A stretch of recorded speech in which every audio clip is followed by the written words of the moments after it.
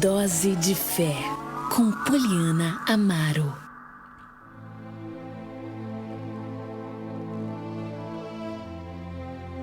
Muito bem, meus irmãos, nesse momento eu quero compartilhar com você uma dose de fé da Palavra de Deus. Hoje nós vamos iniciar a série Reconstrução, vamos falar do livro de Neemias, um pouquinho também do livro de Esdras, um pouquinho da história do povo de Israel no exílio da Babilônia. Hoje eu quero pegar aqui Neemias capítulo 1, a partir do versículo 1, que diz o seguinte: Estas são as memórias de Neemias, filho de Acalias, no mês de Quisleu, no 20º ano do reinado de Artaxerxes. Eu estava na fortaleza de Suzã. Hanani, um de meus irmãos, veio me visitar com alguns homens que haviam chegado de Judá. Perguntei-lhes a respeito dos judeus que haviam regressado do cativeiro e da situação em Jerusalém. Eles responderam: as coisas não vão bem para os que regressaram à província de Judá. Eles estão passando por dificuldades e humilhações. O muro de Jerusalém foi derrubado e suas portas foram destruídas pelo fogo. Quando ouvi isso, sentei-me e chorei. Durante alguns dias lamentei, jejuei e orei ao Deus dos céus. Então disse: ó Senhor, Deus dos céus, Deus grande e temível, que guarda a tua aliança de amor leal para com os que te amam e obedecem a teus mandamentos. Ouve minha oração. Olha do alto e vê que oro noite e dia por teu povo Israel. Confesso que temos pecado contra ti. Sim, minha família e eu temos pecado. Ó Senhor, por favor, ouve a oração deste teu servo, ouve as orações de teus servos que se agradam em te honrar. Peço que nos conceda êxito hoje e que o rei me seja favorável. Nesse tempo eu era copeiro do rei. Interessante essa passagem bíblica, ela marca um tempo de mudança na história de Israel. A Bíblia, ela vai nos contar de Gênesis a Malaquias um período histórico muito marcante da história do povo de Israel. A Bíblia foi escrita nesse contexto. Por que a Bíblia foi escrita para os judeus? Judeus, hebreus, israelitas, tudo são as mesmas pessoas, né? Só muda algumas formas como nós os chamamos e questão também de estado, igual, por exemplo, nós somos brasileiros, mineiros porque nascemos em Minas Gerais, eu sou divinopolitana porque nasci em Nova Serrana. Então existem alguns títulos que a Bíblia dão para as pessoas, judeus, samaritanos, israelitas, por causa da nacionalidade daquelas pessoas, por causa do país, do estado onde ela morava. Antigamente, quando o povo de Israel estava, os descendentes de Abraão estavam lá no Egito, quando Moisés foi libertar eles eram chamados de hebreus. Por causa do Abraão, eles eram chamados de hebreus e tal. Depois que eles se tornaram realmente uma nação, eles começaram a ser chamados povo de Israel, israelitas. Hoje, eles são chamados de israelenses, né?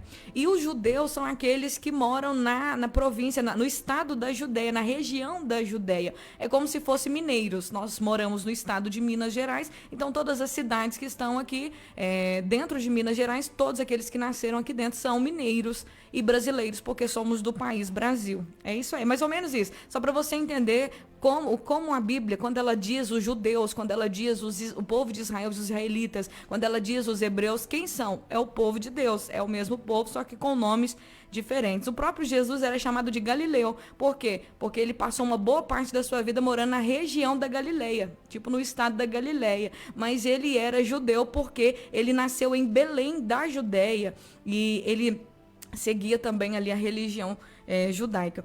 Então é interessante nós entendermos um pouco da história de Israel, porque quando você entende um pouco da história de Israel, você entende a Bíblia. Você entende como Deus estava tratando com aquele povo. Você entende como Deus vai tratar com a gente. Você entende os mistérios de Deus para a nossa vida. Porque a palavra de Deus, ela é uma palavra escrita para um tempo determinado, mas ela também hoje é uma palavra rema, uma palavra que transforma as nossas vidas. Ela é viva e eficaz e através das histórias, através dos acontecimentos, acontecimentos, nós aprendemos muito com Deus, como podemos e como nós devemos conduzir a nossa vida em fidelidade a Deus. Houve um tempo, no tempo dos reis de Israel, se você for ler livro de 1º Reis, 2º Reis, 1º Crônicas, 2º Crônicas, você vai acompanhar toda a história da dinastia do povo de Israel. O que é dinastia? É quando eles tinham reis. Do primeiro rei, que foi o Saul, o segundo rei, que foi Davi, depois vai o terceiro rei, que foi Salomão, depois vem o reino foi dividido em 2 partes, aí o país de Israel passou a ter 2 reis, porque ele foi dividido no meio, reino do sul e reino do norte. No finalzinho do livro de 2ª Crônicas, Deus, ele permitiu que Nabucodonosor, o rei da Babilônia, entrasse no país, no reino do sul, o reino de Judá, e levasse cativo muitos judeus para a Babilônia. Dentre esses judeus estava Daniel e seus amigos. E a palavra de Deus vai nos dizer que Nabucodonosor entrou 3 vezes em Jerusalém. Na última vez que ele entrou em Jerusalém, ele entrou para destruir. Ele destruiu o muro, colocou fogo, destruiu o templo, colocou fogo no muro, destruiu a cidade, matou muita gente à espada, matou rapazes, matou moças, matou velhos, matou gente de todo tipo. Ele não teve misericórdia. Eles entraram lá e acabaram com a cidade de Jerusalém. E levou ali o povo que restou para a Babilônia. Eles só não levaram para a Babilônia aqueles que não valiam a pena. Pessoas doentes, pessoas muito velhas, eles deixaram. Mas todos aqueles que eram bons para trabalhar, eles levaram para a Babilônia. E nisso começou o cativeiro babilônico, que durou aí um período de 70 anos, conforme tinha sido proferido pelos profetas, pelo profeta Jeremias, entre outros profetas também, que são aí do mesmo tempo.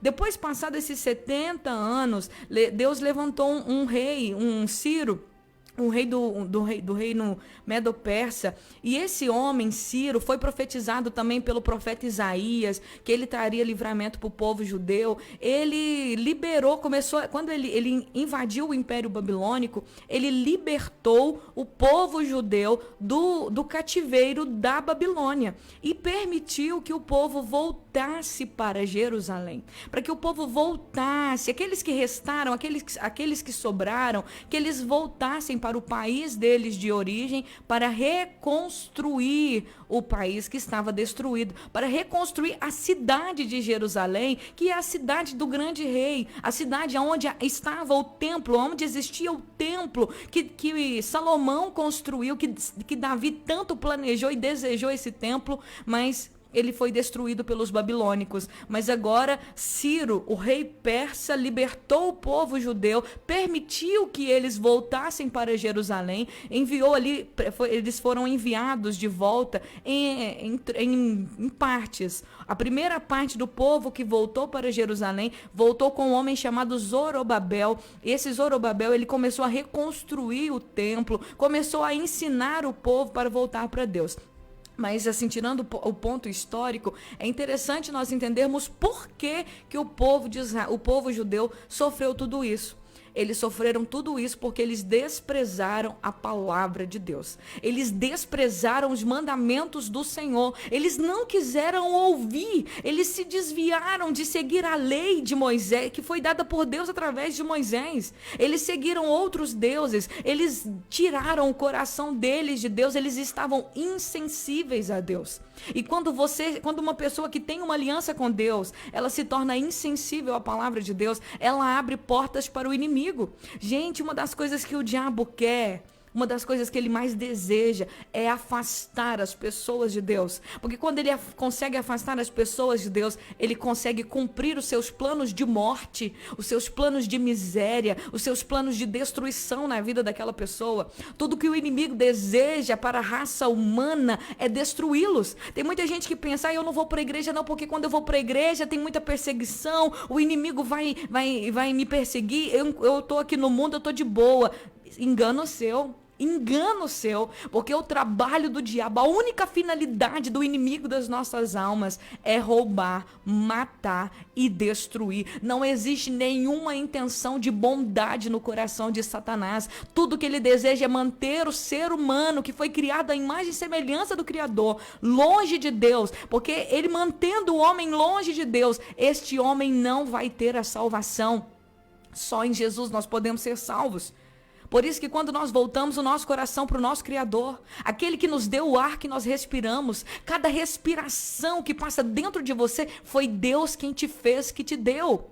Quando nós obedecemos a palavra de Deus, que é vida para nós, todos os mandamentos de Deus são vida para a nossa vida. Quando nós obedecemos a palavra do Senhor, nós passamos sim por ataques do inimigo, mas nós somos protegidos porque Deus está conosco.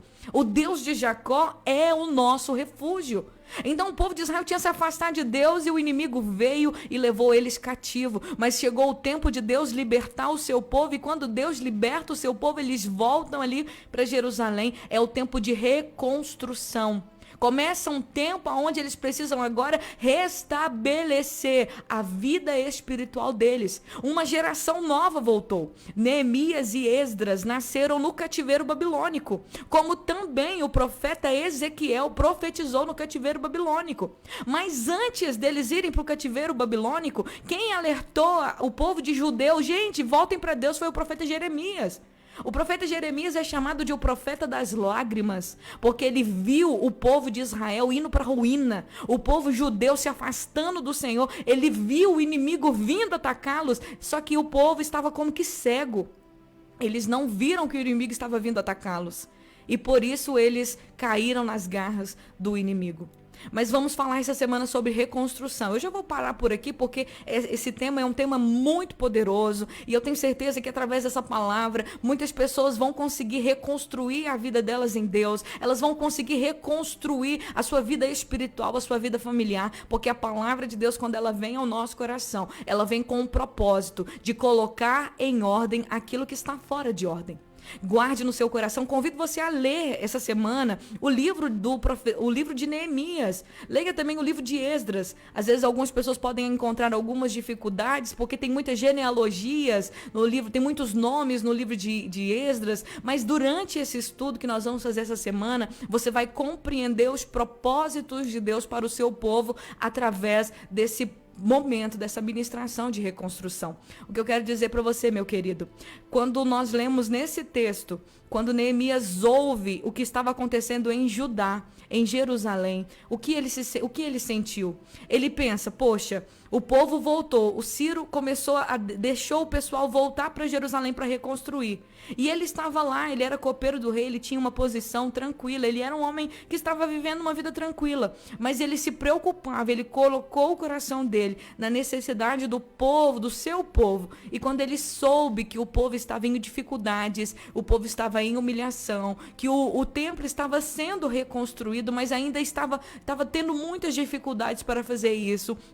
Quando ele soube que os muros estavam destruídos, ele chorou, ele lamentou, ele jejuou, ele ficou sem comer vários dias e ele orou pedindo a Deus graça. Deus, eu oro não por mim, mas eu oro pelo povo. Me usa para transformar a história do meu povo. Me usa, Deus. Ele se colocou à disposição para que Deus pudesse usá-lo para mudar a situação do povo judeu.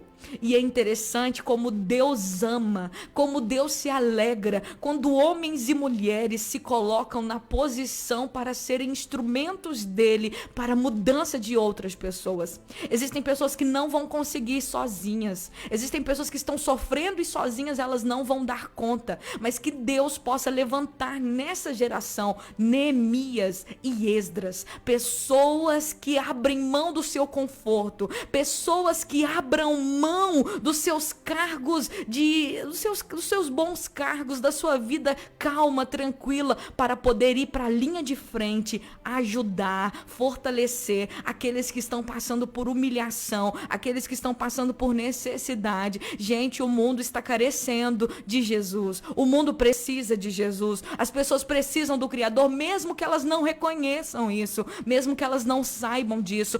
Todos nós que andamos debaixo desse sol, todos nós que estamos com o nosso pé sobre essa terra, nós precisamos do nosso Criador. Somente nele existe salvação. Que Deus possa levantar Neemias essa semana. Amanhã nós vamos continuar nesse estudo. Eu convido você a estar comigo e nesse momento vamos falar com Deus.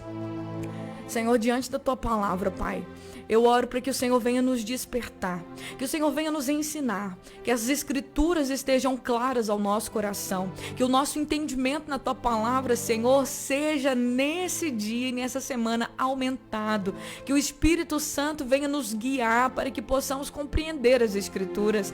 Jesus disse: errais não conhecendo as escrituras. Senhor, que nós possamos conhecer as escrituras para parar de errar. Nos ensine o caminho da verdade, nos ensine, Senhor, o caminho da justiça. Deus, abre o nosso coração, Jesus, nos ajuda, Senhor. Deus, mostra, revela-nos nesse tempo aquilo que o Senhor deseja fazer na nossa geração. Reconstrua, Senhor, reconstrua vidas, reconstrua lares, reconstrua ministérios. Usa as nossas vidas para reconstruir um altar de adoração ao Senhor em nosso ser. Meu Deus, que toda a terra saibam que o Senhor é Deus, que todos saibam que o Senhor é Deus e que o Senhor está presente com o seu povo e que o Senhor está aqui e agora. Que no nome de Jesus a tua graça, o teu poder, o teu amor venha sobre a tua igreja. Que todos venham, que todos saibam que aquele que tem sede venha e beba de graça da água da vida, que é a tua palavra.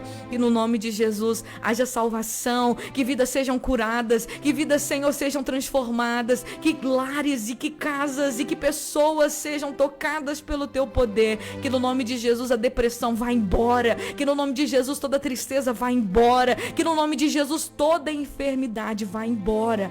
Que no nome de Jesus haja vida. Abençoe a vida de cada pessoa que está me acompanhando nesse momento. Que o Senhor possa ir de encontro a cada necessidade desse teu filho e dessa tua filha. Cada família representada. Que haja paz nesse lar. No nome de Jesus, o inimigo não terá poder para impedir os planos do Senhor nas nossas vidas. Porque agindo o Senhor, quem impedirá? O Senhor é poderoso.